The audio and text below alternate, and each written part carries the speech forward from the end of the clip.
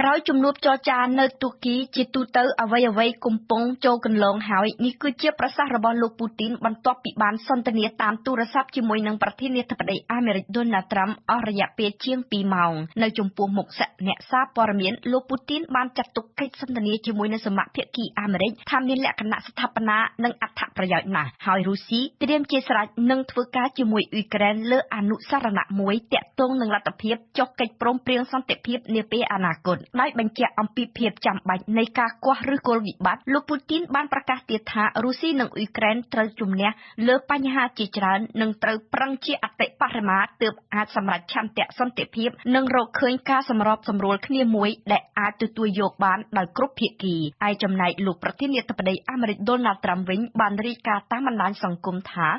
អ៊ុយក្រែននិងរុស្ស៊ីនឹងចាប់ផ្ដើមចរចាដោយគ្មានបង្អង់ដើម្បីស្វែងរកបទឈប់បាញ់និងពិសេសដើម្បីបញ្ចប់សង្គ្រាមភាគីទាំងពីរនឹងជជែកគ្នាអំពីលក្ខខណ្ឌនៃកិច្ចព្រមព្រៀងដែលគ្មាននរណាដឹងអំពីខ្លឹមសារលម្អិតជាងពួកគេឡើយ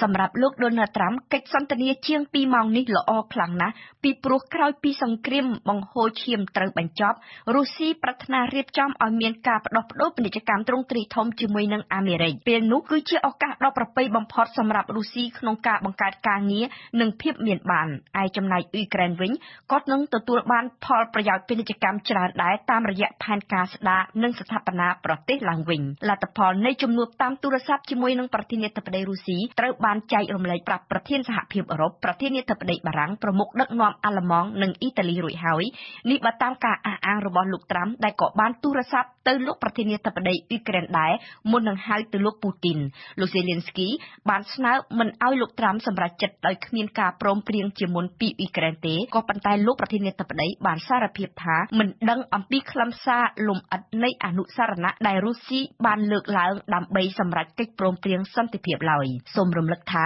ការចរចាដោយផ្ទាល់រវាងរុស្ស៊ីនិងអ៊ុយក្រែនបានប្រព្រឹត្តទៅជាលើកទី1នៅទូគីកាលពីថ្ងៃសុក្រដោយគ្មានលទ្ធផលអ្វីជាដុំកំភួនក្រៅអំពីការព្រមព្រៀងគ្នាដោះលែងអ្នកទោសទេក្រៅអំពីសំណុំរឿងអ៊ុយក្រែនកិច្ចសន្ទនាត្រាំពូទីនក៏ជាឱកាសជជែកអំពីសំណុំរឿងនុយក្លេអ៊ែរអ៊ីរ៉ង់និងដើមបូព៌ាព្រមទាំងសំណុំរឿងជាច្រើនផ្សេងទៀតដែរ